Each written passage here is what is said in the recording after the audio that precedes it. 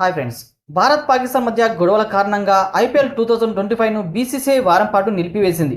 ఇక ఇరు దేశాల మధ్య యుద్ధ వాతావరణం తగ్గడంతో మళ్ళీ ఐపీఎల్ను రీస్టార్ట్ చేశారు. ఇందులో భాగంగా మే 10వ తేదీ నుంచి మిగిలిన మ్యాచ్లన్నీ పునర్ప్రారంభం కానున్నాయి. అయితే ఇక్కడ పలు కొనుగోలుదారులకు కొన్ని చిక్కులొచ్చి పడ్డాయి. భారత్ పాక్ మధ్య యుద్ధ వాతావరణంతో పాటు టీంలకు చెందిన విదేశీ ఆటగాళ్లు తమ దేశానికి తిరిగి వెళ్ళిపోయారు.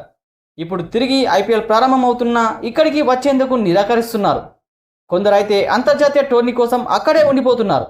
ఇప్పటికీ పలు జట్లకు చెందిన ఆటగాళ్లు తిరిగి ఐపీఎల్లోకి రావడం లేదని తెలిసింది. అయితే అదే సమయంలో ఆర్సీబీ జట్టుకు చెందిన ప్లేయర్లు మాత్రం తిరిగి ఇండియా బాట పడుతున్నారట. ఒక బేకప్ బేతల్ మాత్రమే జట్టులో అందుబాటులో ఉండడని సమాచారం. అతడు మినహా మిగతా వారంతా జట్టులోకి చేరుతున్నారు. తాజాగా ఆసీ స్టార్ పేసర్ జోష్ హెజల్వుడ్ సైతం తిరిగి ఐపీఎల్లో చేరేందుకు అంగీకరించాడు. ఈ వార్త నిజంగా ఆర్సీబీ అభిమానులకు పెద్ద పండగే అని చెప్పాలి. నిజానికి హెజల్వుడ్ ఐపీఎల్ వాయిదా పడక ముందే తీవ్రంగా గాయపడ్డాడు. అప్పుడే అతడు ఆర్సీబీకి దూరం అవుతాడని అంతా భావించారు. ఇక ఐపీఎల్ రీషెడ్యూల్ తర్వాత అతడు అందుబాటులోకి రావడం కష్టమే అని అంతా అనుకున్నారు.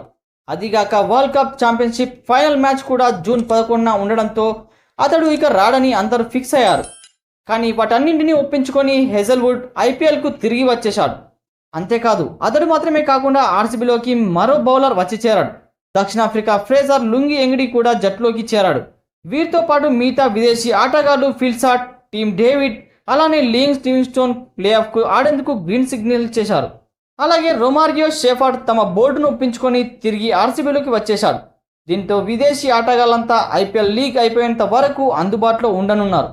ఇది ఆర్సీబీకి అతిపెద్ద గుడ్ న్యూస్ అనే చెప్పాలి. దీన్ని బట్టి చూస్తే ఆర్సీబీ తొలి టైటిల్ కల నిలబోతున్నట్టు కనిపిస్తోంది. ఫ్రెండ్స్, ఈ విషయంపై మీరేమనుకుంటున్నారో కామెంట్ బాక్స్లో కామెంట్ చేయడం మర్చిపోకండి. అలానే వీడియోని లైక్ చేసి ఛానల్ని సబ్స్క్రైబ్ చేసుకోవడం మర్చిపోకండి. Thank you friends.